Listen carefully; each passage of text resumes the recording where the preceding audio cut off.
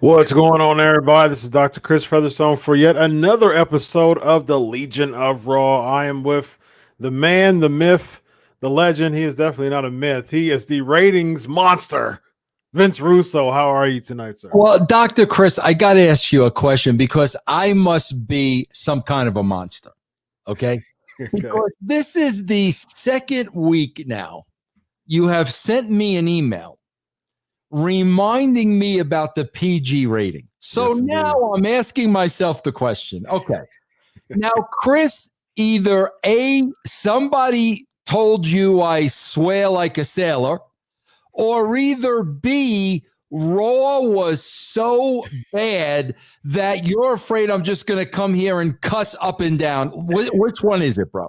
So it's C, man. I'm just a PG guy. I ran myself being PG, but Bischoff said the same thing, man. It's funny that, but yeah, man. I just tell everybody PG, man. I brand myself of being a PG shooter. So that's well, bro. that's listen, I will respect that. I normally am PC myself, but I just got to tell you, Chris. Other than describing this as a, S asterisk show. I don't know how else. I don't know how else to describe it, bro. I just don't. I don't. Yeah. Well, I mean, bro, this is awful. Yeah, man. It's it was certainly a crap show, my man. This is just another week of the same old stuff, man. It's I got nothing new. I felt nothing new. I didn't feel anything different from this. This is leading to one of your big four pay-per-views, by the way.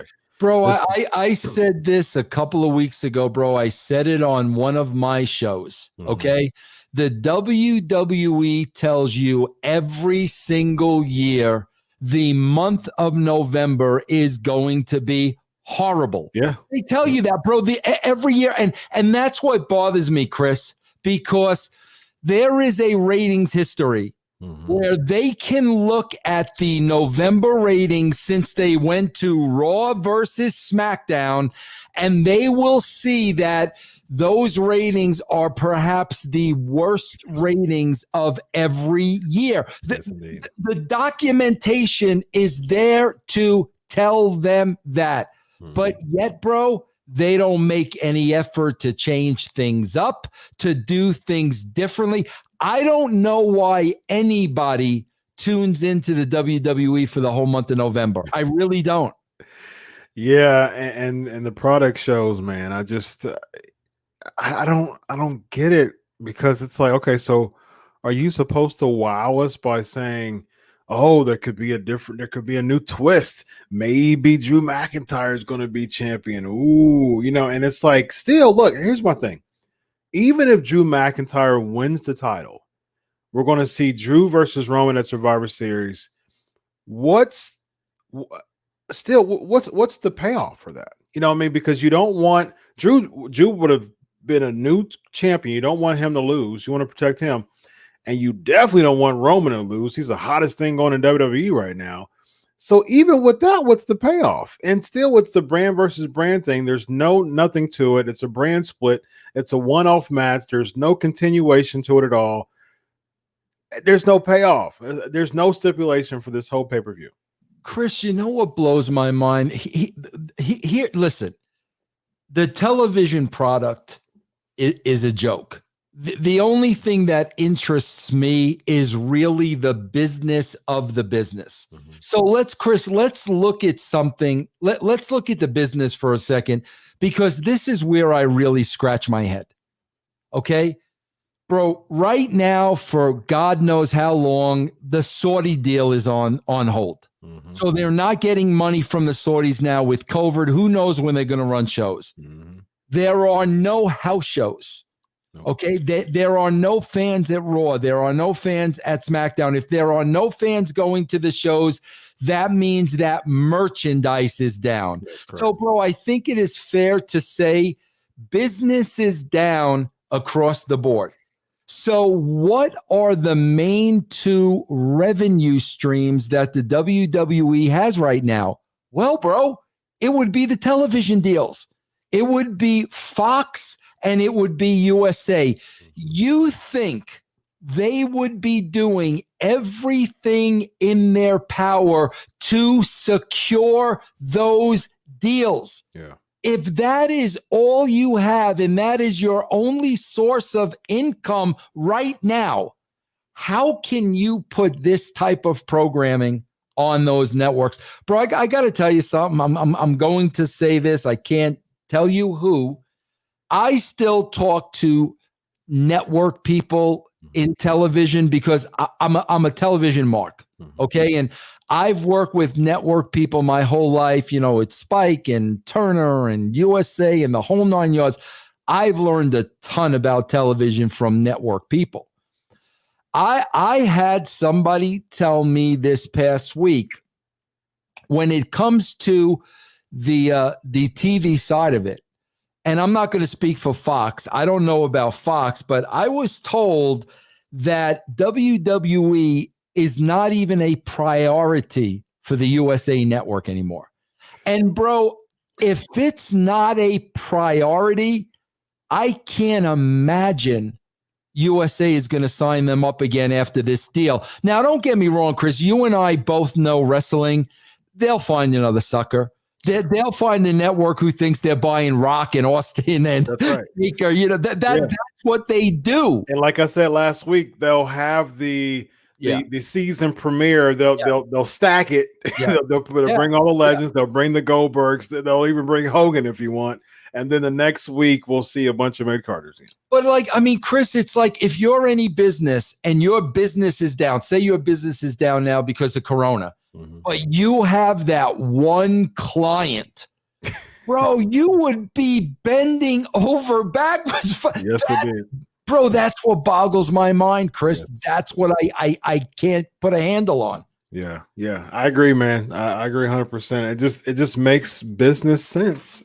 I mean, to just, bro, they are appease your clients. They are so lucky, Chris. They are saving millions. I think the number was like close to $120 million a year.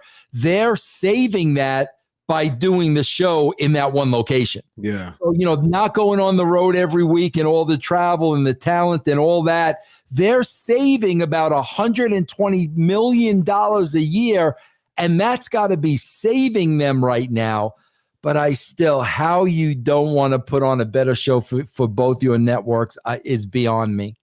I just find it really interesting that, you know, they're heralding about having record numbers, but you're only doing it in one location and you cut a mass exodus of people.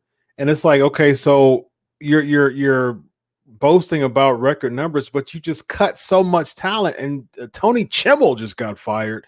I'm like, man, I mean, what did Chimmel do? I mean, he's one of the best, you know, ring announcers of all time. You just decided to chop him off. And I'm like, but at the same time, it's kind of slithery to me. You know what I mean? Just like you're heralding on record numbers, but you just cut, you know, a dozen people, which is cost effective for you. But yeah, you got record numbers. Of course you do. Because one, you're cutting a bunch of people.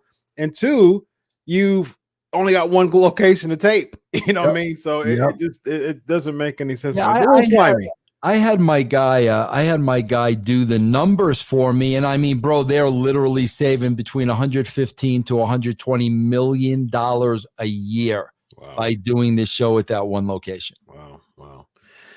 Well, we'll see how that pans out when Corona starts. It's still, you know, although they're saving that much money, it's still that one location feel. I'm the hype of the Thunderdome is faded for me. Like to me, just the Thunderdome feel to me, it's just like, yeah, you know. And the beginning, the first couple weeks, 2-3 weeks, it was something. It was different, but now it's just like, you know. Chris, they thought, and again, I got this from inside sources, bro, they thought the Thunderdome was going to turn the ratings around. Really? And I said what you would say. Okay, bro, it's going to be nice at the beginning. People will tune in. But, bro, if it's the same content, in 3 weeks, you're going to be right back where you started. And, bro, they're not even right back to where they started. They're below that. Wow. Yeah. And then they'll do the legend thing. Oh, there's Goldberg. Oh, there's Mark Henry. Oh, did you see Jeff Jarrett over there? Oh, did you see, I'm like, okay, so is that going to spike a rating because, oh, there's Goldberg over there? I don't know. It's just kind of it's insulting our intelligence and a lot. And again, you make a good point. It's like, look, you need to appease your client. It's just good business. Appease your clients. If your clients are giving you a bad rating, and if you're seeing a decrease in your clientele, which are wrestling fans, if there's a decrease in your clientele, it's not their fault. It's your fault as the business person. If I see that's just business sense, Vince. If I see a bunch of decreases in clientele, I can't go around blaming the employees or blaming the clients. I can't blame. I need to take responsibility of that. The less eyeballs you have, the less money you're gonna make. The more eyeballs you have, the more money you're going to make. Yes. It is that simple. Yes. That was the key to the Attitude Era. Get as many eyeballs on this show as possible because those eyeballs translate into dollars.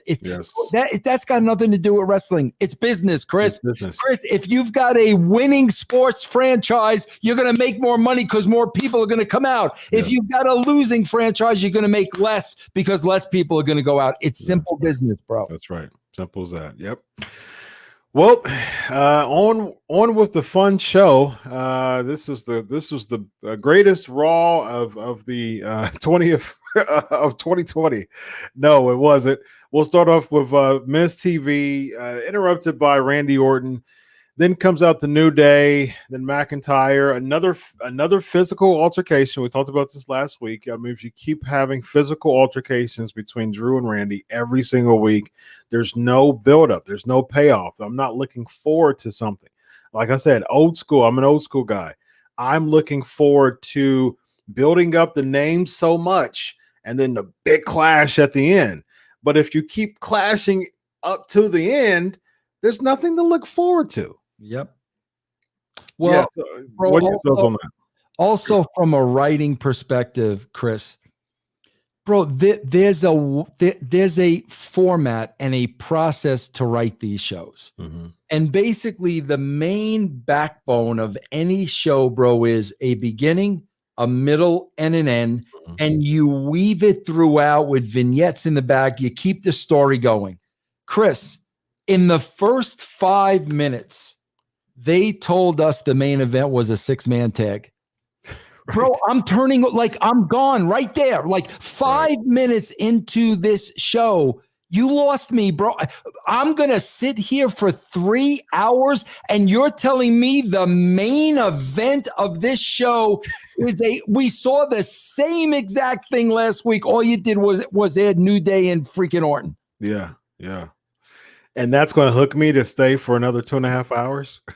Well, Chris, we did have to stay for another 2.5 hours. So we really can't say much. Like, I'm talking about the average viewer. I mean, come on, guys. Like that's the hook. Yeah. Yeah. It's the first half hour of the show. Oh, that's the main event. Oh yeah, I'm gonna stay the whole way. Yes. Oh man, bro. I don't get it, Vince. I don't get it. Boy. Matt Riddle defeats Elias and Jeff Hardy in a triple threat last chance match to be the 5th member of Raw. I like Riddle when he was on NXT. The entrance music's fun, but I just see a ceiling with Riddle, man. And I don't think that Vince is doing creative is doing a really good job making him relevant on Raw. He's losing to AJ right off the bat, and he's racking up losses. So there's not really any equity that much in Riddle to even be a 5th person. Like your last person on Raw to me should be kind of like the pinch hitter, so to speak, or the relief pitcher. I don't get any of that in Riddle. Well, Chris, again, if I'm writing or if I'm booking, and I hate to say that, but that's how my mind works. Yeah. First of all, bro, like Elias pissed somebody off. Like, bro, this guy is a bona fide star that they've done nothing with from day one. Yep. Nothing. This guy, bro, about a year ago, maybe a little longer, they were right on the cusp of making this guy a huge baby face. And the next week he was a heel again. Mm-hmm. So now I'm watching Elias, who was on the shelf for a very long time. They just brought the guy back. Yeah, Hardy beat him last week with the guitar, right? Mm-hmm. So 2 weeks in a row, we're beating Elias. Now, if I'm looking at Elias and I'm looking at Riddle, there's a little bit of an age difference. Elias is older, okay? Riddle's got his whole career ahead of him. I'm going with Elias right now. That's the guy I'm going with. Yeah. But Chris, that's why it makes it so hard for us to sit here and scratch our head and like, well, shoot, Elias looks like a star. He acts like a star. He smells like a star. What's the problem? The problem is he did something or said something to put him in the doghouse. Other than that, if it's not that, then everybody should be fired. Yeah. I mean, this guy is a star. If you can't see that, I don't know what to tell you. I think Matt Riddle could be a star too, but again, bro, you got a long career with Riddle. Mm-hmm. I would be concentrating on Elias right now. I don't know what the guy did. How would you write Riddle's character? Because I just don't. I don't see. I just see a ceiling. Every week. I think eventually, if you do the no shoes, the kind of bro guy next door type of dude, I just think that this has a ceiling to it. How would you write him, Vince? Well, bro, I think this stuff was a shoot. Like his exchange with Goldberg, and then didn't he have an exchange with somebody else? Didn't he piss somebody else off? Yeah, Jericho, Lesnar, Booker T. Bro, that's the gimmick. Yeah. The gimmick is this guy doesn't care what he says to anybody. Mm-hmm. And the interesting thing about that is, well, bro, that's kind of interesting because the guy is an MMA fighter. Mm-hmm. So, like, can he back up what he says to a Goldberg or what he says to a Brock Lesnar? Because the guy seems pretty confident and cocky that he can. To me, bro, that's the character. Yeah. But this guy, I mean, bro, you look at this guy and he just stinks. Arrogant, cocky, brash, and we're going to make him a babyface. Mm. I would have went with that, bro. This guy doesn't care what he says to Vince McMahon. Mm-hmm. That's how you make the guy, bro. Not giving a crap what he says to the McMahon family, making a pass at Stephanie. Yeah. Whatever the situation is, I mean, that's how you make this guy. Yeah, I like that. That's interesting. Backstage, we get Drew Gulak. He has to be in the Hurt Business. He just gets trampled. Oh, this was this causes R-Truth to creep around and pin him. Why though? I mean, I understand that Lashley helped him, become 24/7 champion, but what an oddball in that whole thing. There was no believability in that whatsoever. Bro, the thing that made me laugh with these guys too, it's like, bro, they did the gimmick with the clip-on. Did you see that? Mm-hmm. Bro, like, not for anything. They just did that on SNL. So did they? Guys, like, seriously, like, literally that was done 2 days ago on SNL, and you're going to steal that like it was something original. Bro, this whole, I mean, come on, bro. The whole 24, I mean, come on. Yeah. I will say this, man. The Hurt Business just looks like $1 million, man. I love just. I love it. I just love how they look. I love that they're suited up. They look like $1 million. I just wish that WWE puts more stock in them. I really do. Like I said last week, I think all of them should be champions. Yeah. I think that Lashley should be world champ, MVP should be U.S. champ, and then Benjamin and Cedric should be tag champs. I mean, here's the thing. They look legit. They look like $1,000,000. It's one of the best things WWE has going on in 2020 right now. I would bring all of them up, push them up, all this 50-50 booking, all that stuff. That ruins the momentum of a character, no matter who you are. And just losing as heels just doesn't make sense. They look like stars. It's one of those things.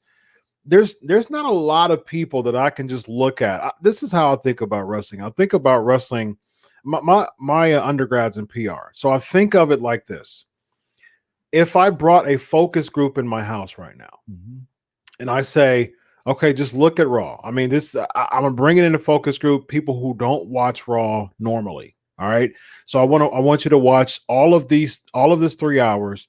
And at the end of the 3 hours, we'll debrief.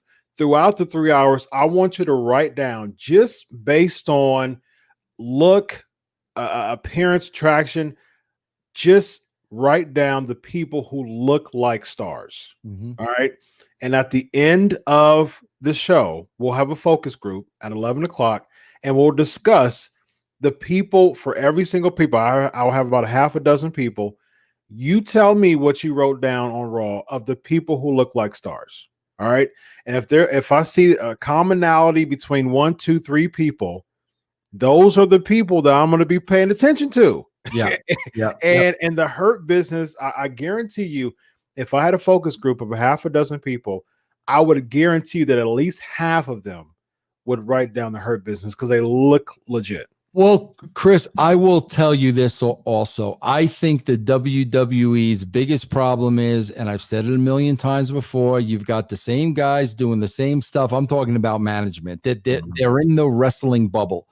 If I'm writing this show, everything is mirroring what's happening in society. That's what we did during the Attitude Era. Now, Chris, if I'm writing this show, bro, you've got the Hurt Business forming right around the same time Black Lives Matter is what everybody's talking about. Now, Chris, there was a lot of confusion with Black Lives Matter because you had Black Lives Matter, then you had Antifa, then you had peaceful protests, then you had violent protests. It was really clouded.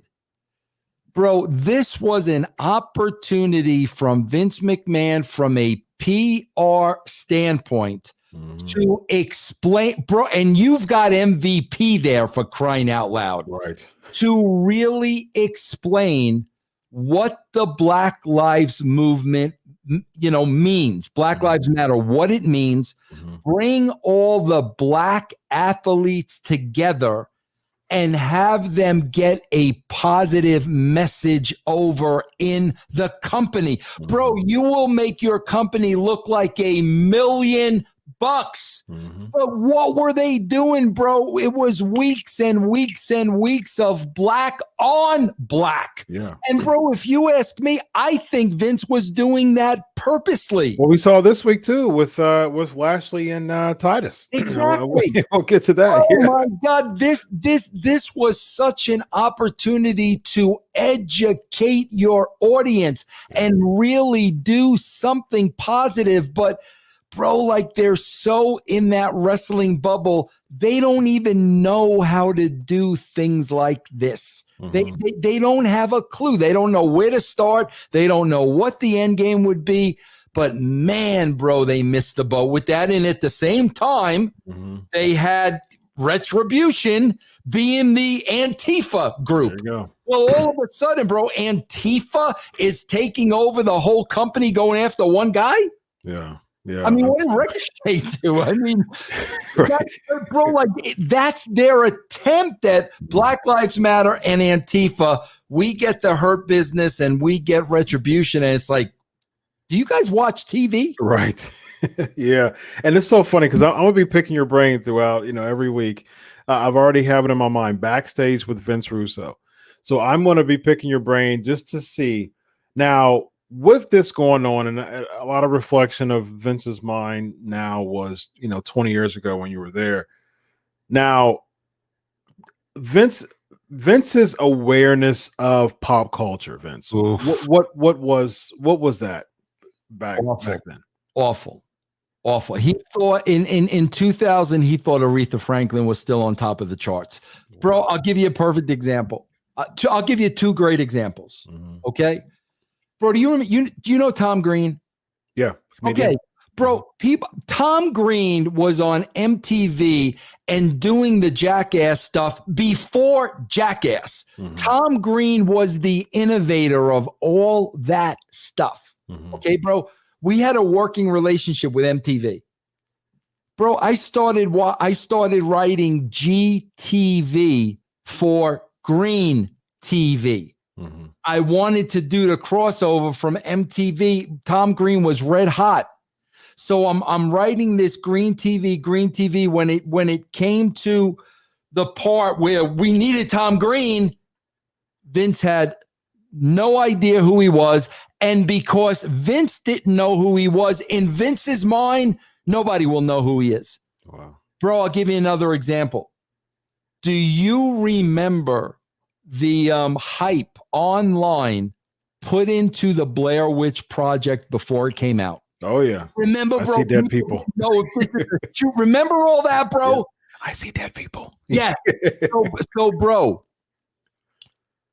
that weekend, the Blair Witch Project comes out and it does gangbusters. Mm-hmm. Bro, me and Ed Ferrara, we get Stevie Richards and we get Blue Meanie, and we go deep in the woods and we're shooting the Blonde Bitch Project. Uh-huh. Bro, we had a shot in black and white of that camera right up Meanie's nose. It was incredible stuff. Now, bro, keep in mind, bro, the movie had just came out. Mm-hmm. Bro, somebody actually caught wind of it in one of the New York newspapers and basically said, yeah, bro, this movie's so hot that the WWE is going to do a parody of it. Somehow it got to them. So, bro, we shoot all this. We bring it to Vince, me and Ed, very excited. Mm-hmm. Here's his first question. What is this? Vince, there's a movie out right now. Wow. The Blair Witch Project. People didn't know if this was a work or a shoot. They set the table online. It's a phenomenon. This is a parody of that. Bro, he turned to me and Ed and said, I never heard of it. Nobody's going to go see that movie. Bro, bro, I did not have a problem with him not knowing of these things. Yeah. But him actually believing if he didn't know, nobody else would know. Bro, I'll give you another example. Yeah. Bro, when Joe Walsh came out with Rocky Mountain Way, mm-hmm. Okay? Mm-hmm. Bro, the WWE was on fire at that time. Joe Walsh wanted to come play Rocky Mountain Way at WrestleMania free of charge because he wanted the publicity. And bro, we know that's a classic song. I mean, classic. Free of charge, bro. Wanted to come to WrestleMania to perform the song. Vince said no because he had no idea who Joe Walsh was and he never heard of the song. Wow. And bro, so now, bro, you've got to add 20 years onto that. Yeah, that's true. So like today, Vince is just finding out about the Blair Witch Project. Right. Joe Walsh, who's this guy? Yeah. This music's great, man. Who's this? Like, bro, I'm telling you, it was unbelievable. And like I said, bro, the guy, bro, I was there when Vince turned 50.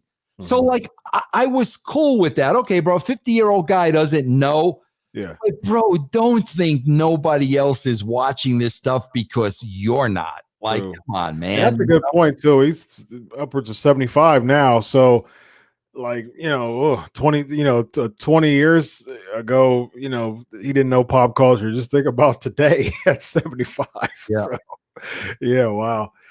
Next we got Nia Jax. Another yeah. One more story that, bro, you got to understand. From the age of 16, I was a huge Kiss mark. Mm-hmm. All right, so we're going on like 44 years, right? Bro, a lot of people don't know this, Chris. A lot of people should know this that think they know everything. Bro, I'm at his house one day, and this is when it was just me and him creative for a while. It was just the two of us, you know? Mm-hmm. Vince, keep getting a call from this guy. Like he says he's in the music business.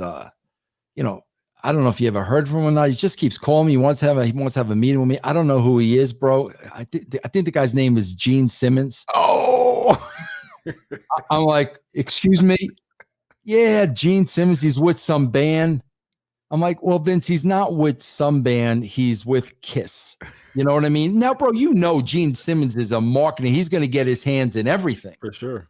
And, you know, bro, Gene's vision was to have 4 wrestlers as Kiss. It wasn't just the Demon. It was going to be one right after the other, right? So I said, Vince, you got to take a meeting with them. I said, like, even if you don't want to do any, I said, this guy is a marketing genius, Vince. He has licensed everything. Yeah, I said, if anything, I said, you can learn from him, you know?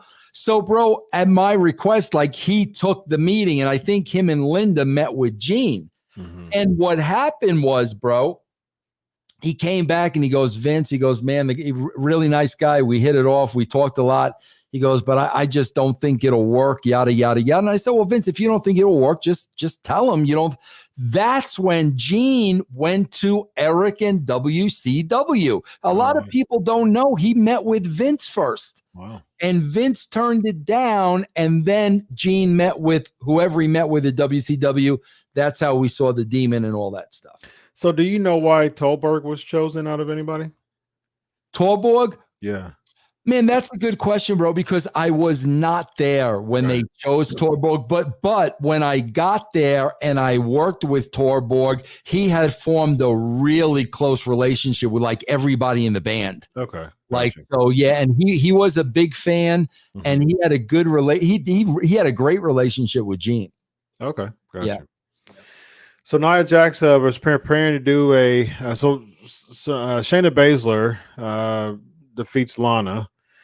And man, I just is continuing to just make Lana look just like a second-class citizen here, because first of all, she's on the Raw team, but she's afraid to come to the ring because she's about to fight Baszler. So she loses to Baszler, and then this ends up with Nia Jax preparing for the Samoan drop, getting stopped by Mandy Rose and Dana Brooke. So this is clearly a running joke, because now it's even got to the point over the past couple of weeks of they creating a clip. I find this really funny. WWE is failing every week at giving us riveting, cliffhanging storylines. But they're spending time throughout the show to create a cliffhanger on Lana going through a table. How does that work, Vince? Bro, that's why they're petty. They're petty. That's how petty they see, bro. People don't believe me because they don't want to believe me. Bro, one of the reasons for the success of the Attitude Era were me and Ed Ferrara. Bro, we were not part of that world. We were writers, bro, and we wanted to write the best television we can. So when they wanted to play, if Vince wanted to play petty games with a talent, or if Bruce wanted to play petty games with a talent, bro, it never got to us, because as the writers of the show, like, we would say, like, are you kidding me? Like, that's what we would say. We would say, like, no, we're not doing that. We need Lana to be part of the show. Yeah. But bro, when you eliminate like the Ferrara Russo factor, and now it's Pritchard and Heyman and Hayes and Vince and the good old boys, Triple H has turned into a good old boy, you're gonna get this petty bullshit that you know it's popping them in the back. And it's like, bro, I swear to God, if I'm Fox and USA Network, I'm like, are you, bro? But you know what? Yes. Though? I got to tell you something, Chris. did a whole show on this the other day. The fault is with the networks because they gave these guys a contract that regardless of the ratings, they earn the same amount of money. So whether Raw's doing 15 million or 1.5, they're getting the same. So there's no incentive there. All they need to do, bro, is put on 3 hours of programming. That's all they need. I blame the network for that. Bro, somebody from the network, like I was talking to them and I asked that question. And they said, no, bro, they get the same money regardless of how many. And I said, well, whose fault is that? Right. Yeah, and it seemed as if because the relationship has been so long standing with USA and WWE, it seems like USA may feel like WWE is one of their bread and butter shows, and so regardless of the what happens, that's kind of like their flagship type of thing is Raw, and they want to kind of hold on Raw because it's like, it's WWE RAW. It's the longest episodic, and USA. We want to grab hold of that because we want to say, okay, well, most of it's been on USA, but it's just, again, it's business one-on-one, and you just got to let it go if it's not making you any money. If it's not causing anything. So. Chris, I don't think they feel that way anymore. I really, really don't. I just don't. There was a time where WWE meant everything to that network. Bro, I remember me and Disco were talking about this the other day. Bro, every week, Raw and Nitro are 1 and 2 in cable. Oh, yeah. 1 and 2 every week. Now 30, 35, 40. Like, what? Yep, absolutely. And Fox clearly has much more leverage than USA does. And I think this is the first deal. And you know what's so funny about that? You could tell though, Vince, because SmackDown is just light years above Raw. And it's clear. With the Jay and Roman stuff, you really have stuff that feels fresh on SmackDown. You can tell. Laws with his shirt off. Yeah, Lars with his shirt. You have stuff on SmackDown that feels fresh and new, especially the Roman Jay thing is the best, hands down. I agree. No, 100%. Me too. I love best thing going in pro wrestling right now, hands down. I don't bring anything else to combat against it. I disagree heavily. Best thing going in all of professional wrestling. And they're making it, and they're meticulously, you can tell that they're meticulously making, putting some things in place and continue to hook us. Jake makes the heel turn. This SmackDown, he's kind of having, some second thoughts. He's playing second fiddle to Paul Heyman. Paul Heyman saying, why'd you do it? Just a little meticulous stuff. Why'd you do the interviews? Like just the meticulous things. You can tell that they're putting much more effort in the storytelling with SmackDown because Fox clearly has more leverage on WWE than USA does. It doesn't seem like USA has a lot of leverage with WWE because WWE is one of their biggest things. With Fox, look, I can toss you. Fox doesn't have that type of relationship with WWE. Look, if you're not drawing us ratings after this deal, you're gone. So you can tell within the writing between Raw and SmackDown, you can tell which network has the most leverage there. Yep, absolutely. I agree. Yeah. Next, we have a Team Raw team meeting. Oh, God, this was. I just got awful here. This is. Oh, yeah, bro. Keith Dragon Lee with the Shatner. I don't. What am I watch? I don't, bro. I did not watch this guy on NXT. I don't watch NXT. Mm-hmm. But this guy doing the Shatner, bro, this was awful. Yeah. I don't, again, I'm an avid NXT follower. So, and I've had Keith Lee on my show before. I've interviewed him before. And I'm happy that I'm happy he's on Raw-ish. I think he still should have been on NXT, but I'm happy that someone who's put, paid his dues in the business and put a lot of years in is on Raw. I'll say that for now. However, they are totally abolishing his potential. Dude's a freak of nature. Dude's a bus. He's agile for 330 pounds. And I've said this last week, and I've said this plenty of other times. They should be booking Keith Lee like the modern day Black Vader. I mean, he's 6'3", 330 pounds. He can do a moonsault like Vader. He's even more agile than Vader is athletically. Why are you booking him in 50-50 stuff? He's looking like the second or third guy down the line. They are just doing such a terrible job with making us buy into the brand of Keith Lee. That's what you're supposed to be doing. Us as the customers are supposed, every single wrestler out there is a brand, is their own brand. And you as the creative team is saying, I'm going to have the client buy into the brand of the wrestler.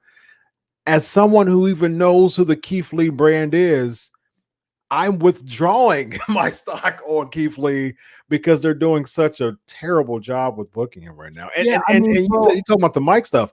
Dude needs to stay off the mic. I love his athleticism, but he needs to stay off the mic. Bro, I did not see him at NXT. And when I started watching him on Raw, I'm like, bro, like this guy's never going to get over. I mean, never. Like what I'm seeing with this guy, he's never going to get over. And bro, I don't blame this guy at all. Bro, you've got to produce your talent. I don't know who likes those. But again, bro, I've got to ask myself, is it a rib? Like every time this guy opens his mouth, I feel like I'm watching Star Trek. And I got to ask myself, is Vince McMahon like laughing at this guy when he goes out there? Because, bro, how can you be producing this guy and letting him go out there cutting these promos and be like, bro, like, what are you doing? And his music just as generic as all get out. His gear. He finally had a matching tank top with his trunks this week. He had all blue this week. But I was just thinking in my head, like, first of all, his gear doesn't look like it doesn't. Again, it goes back to the focus group. That's how I think as a PR guy. Yeah, absolutely. If I had a focus group watching Raw at my house, who, based on what we've seen over the weeks, who is going to write down Keith Lee's name as a star? Bro, you know what the funny thing is? The wrestling business today, bro, they don't want to hear from focus groups because what they need to hear from the people that aren't watching the show, especially freaking AEW, because all the AEW fans do and the AEW talent themselves, all they do is they bury you and attack you if you say you don't like the show. They should be asking, why don't you like? That's what they should be asking, bro. You bro, in business, you can't run people off. Yes. Yes. And you got to have focus groups too. You got to have outsiders telling you the truth, because if you're trying to reach new clientele, you gotta have focus group. It's just good business. You can't just have a bunch of hardcore fans. You can't just expect a bunch of yes men all the time. And you have to have focus groups come in and say, no, I don't like that. That person's really not appealing to me. Oh, that person, he looks like a star. You should listen to that, because you're trying to reach the casual. You're trying to bring people in, not push people out. And we're seeing the opposite. We're seeing them push people out, not bring people in. Wrestling has made itself. Nobody else has done this. They've made themselves into a niche market. Absolutely. They've done that. We haven't done that. They've done. Bro, I swear to God, Chris, I'm not sure how old you are. You may have been too young to be around for roller derby. I remember roller derby. Well, that's what happened with roller derby. Roller derby was as big as wrestling once, and then slowly but surely, bro, became very niche till it disappeared. Wrestling is at that niche right now, bro. Yeah, yeah, And unfortunately, we see that with the numbers. I mean, back in your day, it was what it was in the sixes, right? Like six and sevens, Well, bro, typically. you're talking about the 6 and 7s. You're talking about the rating, not the audience. The audience was upwards to 9, 10 million Oh people. yeah, absolutely. What I'm saying, they were in the six and sevens then. Now they're struggling to get two. You know, what I Yeah, mean, to get two to a low 2.2 to 2.5 is typically where the sweet spot is. yeah. But it's like, I mean, you're losing. I mean, you've over the past 15, 20 years, you've lost at least what 6, 7 million viewers, in the past, 15 years. So, I mean, again, who's to blame for that? if you're pushing Bro, 7 million viewers away. bro, I say it all the time. The wrestling business is killing the wrestling business. It's nobody else's fault. And it goes back to the mentality, bro, of you've got guys at the top. It's the good old boy network. They've been in the spots forever. Yeah. And what's the game in wrestling, bro? Protect your spot. Yeah. So if there's somebody out there that's better than you, you're going to bury them and you're going to make sure they don't come anywhere near close to the company. Bro, this is the only business in the world that I know is run this way, where your people in the company are purposely trying to keep out people that are better than them and can help them.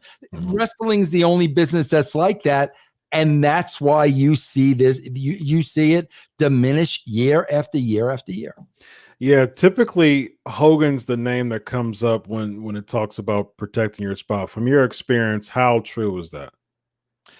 Well, bro, that's human nature. Bro, when you're a Hulk Hogan and you're on top and you're making that kind of money, bro, you're going to do your damnedest to try to stay on top and continue to make that kind of money. But I'm not even talking about the boys. I'm talking about management. I mean, bro, when Vince McMahon looks back at 20 years of declining ratings, and some of the people that have a part of creative have been there for those 20 years. Like, what do you got to do to lose your job? Yeah, that's a good point. Yeah. Well, they're retaining their job because they're yes men. It's not about the creativity. It's about the yes man. No matter where I wrote, whether it was WWF, WCW, TNA, bro, I expected as the writer of the show, if ratings started to decline, get rid of me. Fire me. If ratings are declining, I'm not doing my job. I expect to be fully fired. Bro, they've got a 20-year history of falling ratings. Yeah. Like, really? Yep. And it's not getting better. It's not getting better. Next we get Matt Riddle and Keith Lee defeating Sheamus and Braun Strowman. MVP and Bobby Lashley has an in-ring promo. Wait, bro, hold on. I got to say one thing. Like, yeah. I watched this and I'm like, you guys are kidding me, right? We got the tag team with AJ as the ref. Big Ninja comes into the ring going to break. Yeah. Bro, I swear to God, I think this is the first hook I've seen in the last 15 years. Oh, okay, Big Ninja's getting in there now. Let's see what happens. This is the first hook I've seen since I'm 45 years old. We come back from break, and Big Ninja standing outside. God. If I didn't change the channel at 9:05, I'm certainly changing now. Right. Like, are you kidding me, bro? Like, are you kidding? Bro, are you telling me that you could not come up with one creative spot for that guy to do? Right. Oh my God, bro. Yeah. It just, to me, the just offhand, it would just make sense. A dude's 7'3", like he's a legit 7'3". Why can't you do the blind referee spot and this dude just does some type of 20-foot choke slam on someone? Anything, just anything, bro. Yeah. But I came back and he's on the outside. I'm like, what did I miss?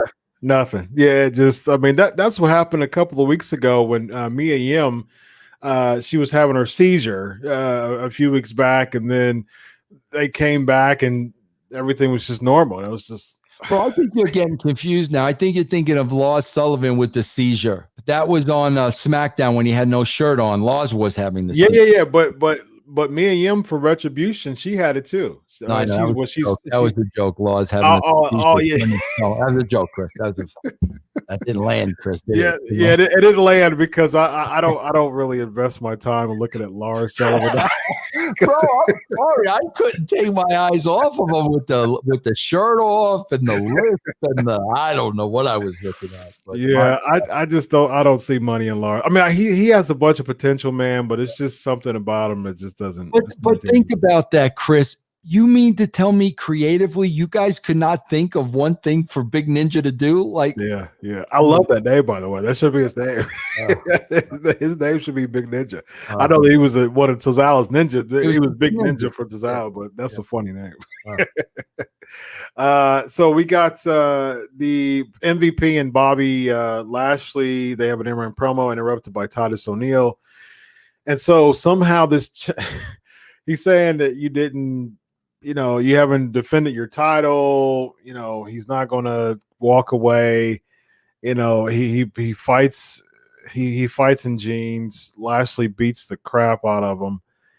And I'm thinking in my head, like, out of anybody in the back, you have all the people roaming around chasing the 24/7 championship, Lucha House Party, so forth. Out of anybody you could choose in the back, you resurrect Titus O'Neil from Raw Underground from a couple months ago, and you bring, out of any choice you have, you bring Titus O'Neil in the ring just to get pummeled. To me, I mean, it's like what you're saying to me. I'm a very I take things, and I really spend time to really think things through, right? So when you were saying what you were saying last week, I was like, okay, I hear you. Let me kind of think about it and just kind of marinate on it a bit. And when I saw that, I was like, oh man, that Russo theory may be true. I'm telling you, bro, that's how, bro.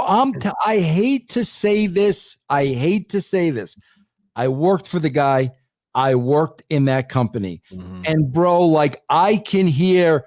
You want to see Black Lives Matter? I'll show you Black Lives Matter. We're going to have black athletes beat up black athletes every single week because that's what they do.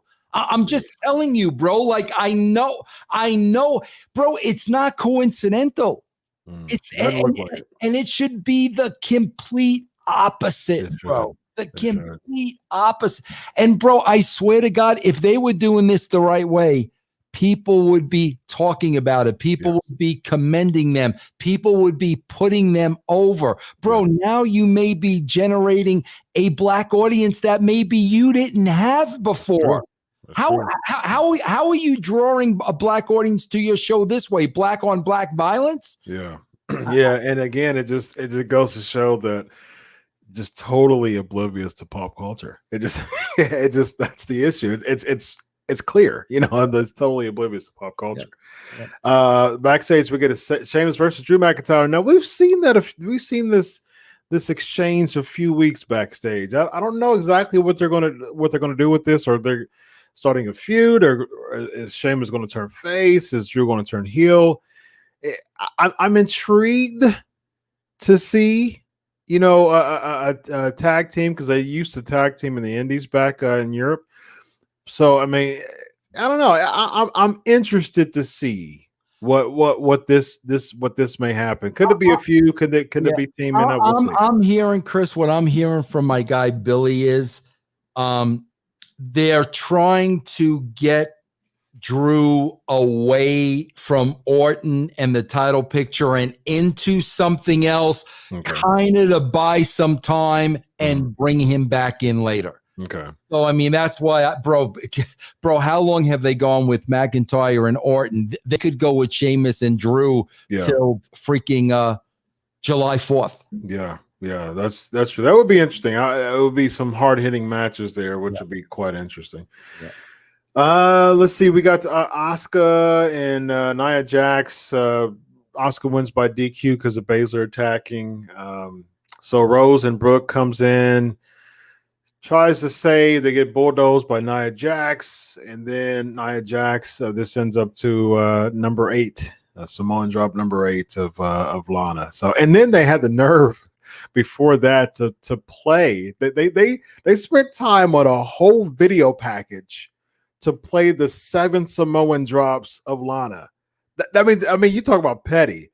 This is how petty we're doing it now. That's why I'm saying we spent a whole video time frame. We did a whole segment. I just hate to say this, but like when you had regular guys like me and Ferraro working for the company, you didn't play these games because we would sit there and say, guys, we're trying to write a show.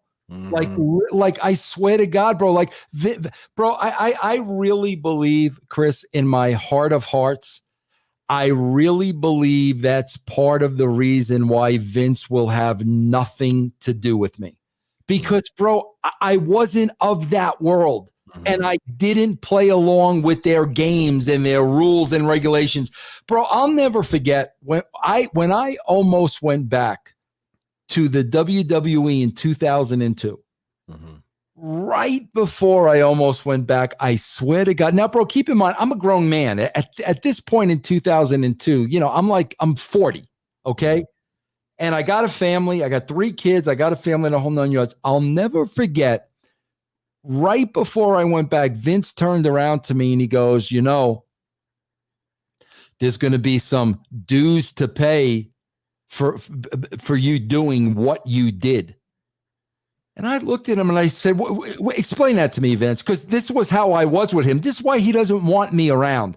I said, explain that to me, Vince. I have to pay dues because as a man and a husband and a father, I made a decision that I thought was best for me and my family. So what, Vince? I'm going to go back there now and what? There's going to be a 6-month hazing period? I mean, he told me flat out, bro. And I just said, nah, Vince, I did what was best for me and my family. I'm not paying dues to anybody. I don't do that, bro.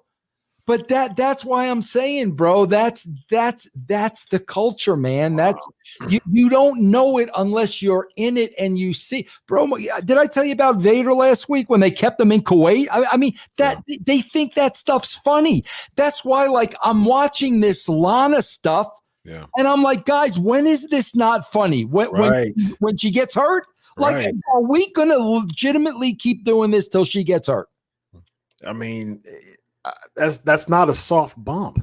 I mean, like, you have a 270-pound, 6-foot woman bringing you down, no matter if you have the table to break your fall. I mean, that's not it's safe, but it's not soft. You know what I mean? So bro, she is not a wrestler, and they know she's not a wrestler. Like, bro, I could even tell you this, like, seriously, bro, when I worked with Sable was not a wrestler or anything else like that, but she started to get so popular that I'm like, we've got to train her and put the woman's title on her and resurrect that title. And we knew she was married to Mero, and we knew Mark could train her. Okay.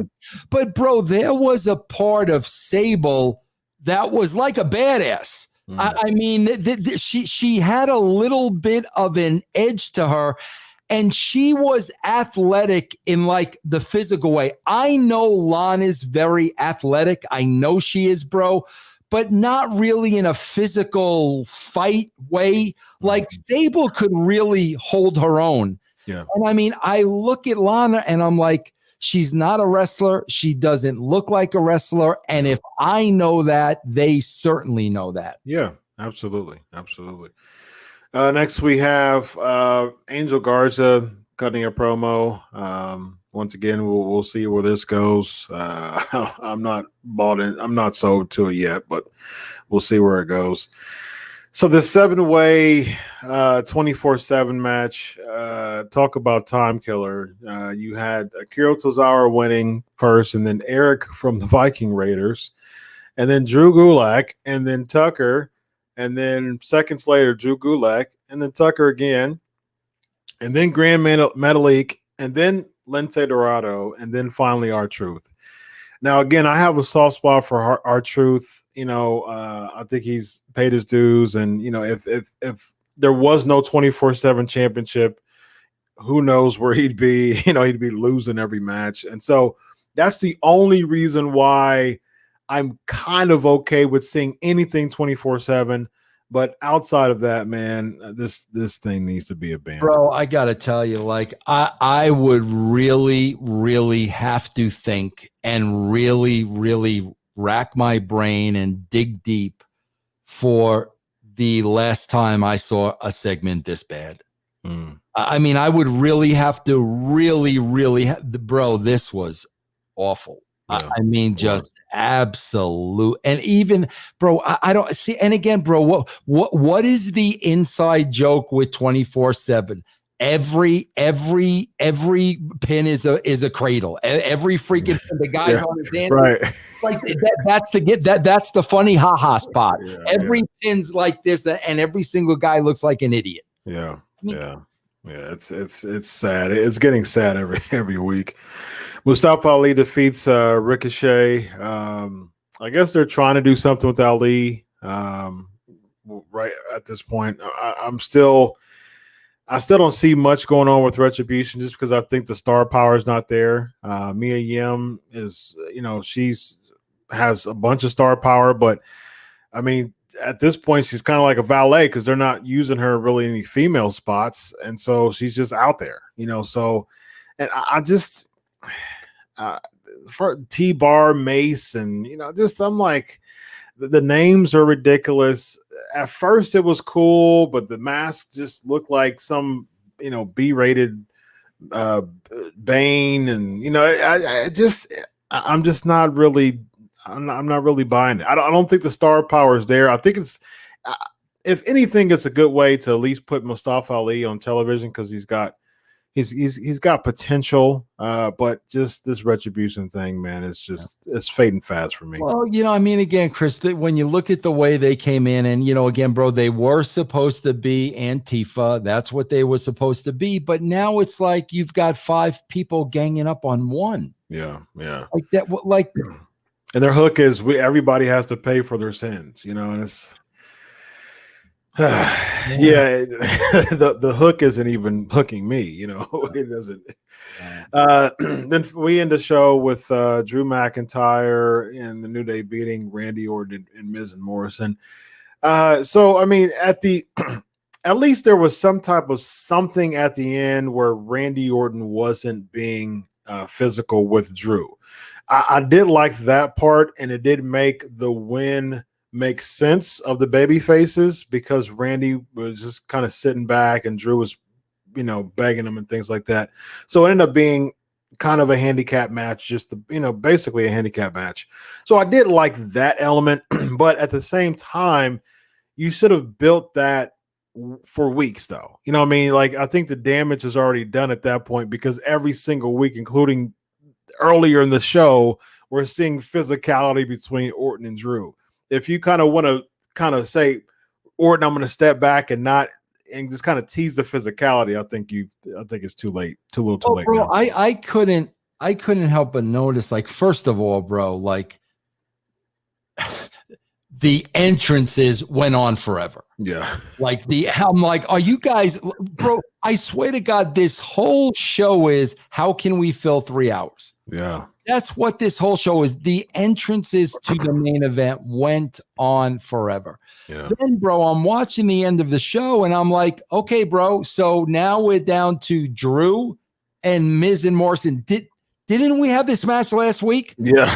Exactly. We were at the exact same place we were last week. I swear to gosh, bro, what it is there's such a lack of creativity that it just seems like this whole show is running in place. Oh yeah. Bro, the segment with AJ and his team. Yeah. They did that last week. Mm-hmm. Miz and Morrison we did that last week. Mm-hmm. Nia Jax and Lana. We've done 7 in a week. Yes. Like, they're repeating this. Bro, every show is supposed to build and build and Mhm. build and build and build. You're supposed to move stories along. We used to make sure, bro, every story went from A to B to C to D every week. Yeah. None of these stories move. Yes. None of them, bro. Agreed. Agreed. Yep. 100%. Yep. So that's Raw. Before we go, WWE's been hyping up a lot about the Taker. He's going to say his final farewells. 30 years. Interesting enough, he debuted November 22nd, 1990. That was his pay-per-view debut. And SummerSlam, Survivor Series just happened to be on November 22nd this year. So it will be a full 30 years since the pay-per-view television debut of The Undertaker. So you've worked with Undertaker a bunch, and you had a hand on really helping out with his character, with continuing the life of his character throughout the Attitude Era. What's a fun Undertaker story you can recall throughout the 30 years of Taker? Oh, well, I mean, bro, the most fun, I two things really stand out for me with him. Number one, bro, Percy Pringle, William Moody was like an absolute genius. Like, this guy should have been in the movies. Wow. His creativity and his promos and his mind. I mean, bro, I love working with talent like that because, bro, you don't have to, all they have to do is know the story. Yeah. You know, I talk about this all the time. This is what is lacking from wrestling today. Bro, put yourself in the moment. That's all you have to do. If you know your character and you know your story, put yourself in the moment. None of my promos were ever written. I put myself in the moment. Paul Bearer used to put himself, none of that stuff was on paper. He used to put himself in the moment and was just an incredible performer. Yeah. The thing that will always stand out with me about Taker, bro, and you know, it was my privilege to see it. Bro, he would go out there, tear down the house. And bro, a lot of people don't realize he had a lot of back issues. Mm-hmm. And bro, a lot of times, man, he would tear the house down. He would be in the main event. It would be the 20 to 30 minute match. We had a trainer, bro, by the name of Francois Petit. Okay. And as soon as Taker would come through that curtain, Francois would be there waiting for him. Mm-hmm. He would try to no-sell the pain he was in. Francois would walk him right to the back. And bro, when you peeked your head in, Taker was laid out like in agony. Mm-hmm. And I saw him do this night after night after night. And bro, when you watched him in that ring, you would never in a million. And I'll never forget that, bro, because I would watch him in that pain. You know, it was a lot with his back. And I would be like, how the hell did he? I mean, I understand adrenaline, like I get it. But bro, it was like, and he was working those kind of matches every single night. Wow. Oh man, you talk about a blue collar worker, a gamer. Oh my gosh, bro. I'll never forget that aspect about him ever. Wow. I'm really, really, really, really disappointed, bro, from, you know, the hat in the ring to where we are now. Like, why did you guys do that? I mean, bro, but you know what? Honestly, they probably didn't realize in 2020 how desperately they were going to need the guy again. Yes. You know, that's probably what they didn't count on. Yeah, that's true. But to me, bro, like that kind of took a little bit of the polish off of me for a little, because that was such a great moment with the hat, and that was such a moving moment. And then like, He's going to wrestle in Saudi. He's going to. Yeah. Oh, especially Like, the Brothers of Destruction versus DX match. That was just a big cluster mess, man. Yeah. That was horrible. Yeah. To me, I still think 28 should have been the end for him. I think the Hell in a Cell match versus Triple H with Shawn Michaels as the referee, it was such a fantastic match. The send off was them all hugging and looking at each other. To me, that was just. I mean, I wanted to see Taker back with his hair. I'm glad he grew his hair back. But just as far as a send off moment, every Mania after that was just irrelevant. I mean, I still don't think Lesnar should have ended the streak. I don't think it did anything for Lesnar. If any, Roman beating him, I actually wanted Roman to win. As much as I love Taker, I think it helped Roman-ish, but they kind of stopped. They kind of stepped on the pop because Braun Strowman ended up like putting him in the ambulance, like the next Raw or something like that. And so I was like, man, the Raw after Mania, he said it's my yard now. Got thunderous boos, one of the most memorable Raw segments ever. Before he even said a single word, just a chorus of boos. I remember that. Yeah. Yeah. And he said, it's my yard now. That was it. Walks off. I mean, amazing. And then his pop gets stepped on the next week by Braun Strowman flipping him over in an ambulance. And so I think that was just terrible. Yeah. And I think that the win to Taker to me was just, and I've said this many times before, I was basically Braun Strowman beat Taker because he's the one who got the rub off of that. Yeah. But I just think, I mean, Roman would have been successful without being, he was, and he still is successful without beating Taker. Yeah. So to me, I just think that the send off for 28, there wasn't really anything after 28 that was worth him coming back for. You know what I mean? Because 29 was Bray, I believe. Yeah, I think or 29 was Punk. And then 30 was Brock, 31 was Bray, 32 was Shane, and then 33 was Roman, 34 Cena, and he didn't do anything for 35, and then 36 was AJ. AJ was good. I like the gimmick match that they had. Yeah. But to me, that was still kind of me with the bar of, if Taker's coming, like the bar is already down a lot, of me wanting Taker to have that good moment, that good last moment.